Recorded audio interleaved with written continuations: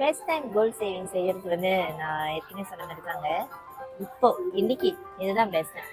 நம்ம வந்துட்டு லெட்ஸே என்னோட சம்பளம் ஏறட்டும், ஒன்று லேட்டர் ஆன் நம்ம வந்து சேவிங் பண்ணுறேன் அப்படின்னு சொல்லிட்டு நம்ம வெயிட் பண்ணிட்டு இருந்தோம்னாக்கா, ஒன்று நம்ம சேவிங் பண்ணுற அந்த டே வரவே வராது.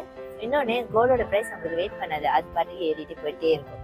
ஓகே, ஸோ பெஸ்ட் டைம் இப்போ இன்னைக்கு இந்த வீடியோ நீங்கள் பார்க்குறீங்கனாக்கா, இன்னைக்கு நீங்கள் உங்கள் டிசிஷன் எடுங்க. மினிமம் 100 கோல் சேவிங் செய்யலாம். முன்னாடி பார்த்தீங்கன்னாக்கா ஸ்டார்ட் ஏர்லி. எவ்வளோ சீக்கிரம் நீங்கள் ஆரம்பிக்கிறீங்களோ அவ்வளோக்கு அதிகமான ப்ராஃபிட் நீங்கள் பார்க்க முடியும். ஏன்னா கோலோட சேமிப்பு இல்லை எனி இன்வெஸ்ட்மெண்ட் பார்த்தீங்கன்னா அதோட சேவிங் கம்பவுண்டிங் இதில் வந்து ஏறிக்கிட்டே போகும். ஸோ அப்போ உங்களுக்கு வந்து அதிகமான ப்ராஃபிட்டை நீங்கள் பார்க்கலாம் இந்த கொஞ்சம் வருஷம் நீங்கள் சேவிங் பண்ணுறதுலே. இப்போ உங்களுக்கு 20 வயசா 25 வயசா, இது ஒரு நல்ல ஏஜுங்க நீங்கள் சேவிங் பண்ண ஆரம்பிக்கிறதுக்கு. நாட் வெயிட் அன்டில் 30, 35, 40 இயர்ஸ் அது வரைக்கும் வெயிட் பண்ணாதீங்க. எவ்வளோ சின்ன வயசுல சேமிக்க ஆரம்பிக்க முடியுமோ சேமிக்க ஆரம்பிங்க. ஏன்னா உங்களுக்கு வந்து நிறைய டைம் இருக்கும் சேவிங் பண்ணுறதுக்கு.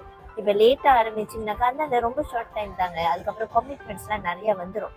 இப்போ வந்து ஸ்டில் சிங்கிளாக இருக்கீங்களா, எப்படி சேவிங் பண்ண முடியுமோ அவ்வளோக்கு நிறையா சேவிங் பண்ணுங்க.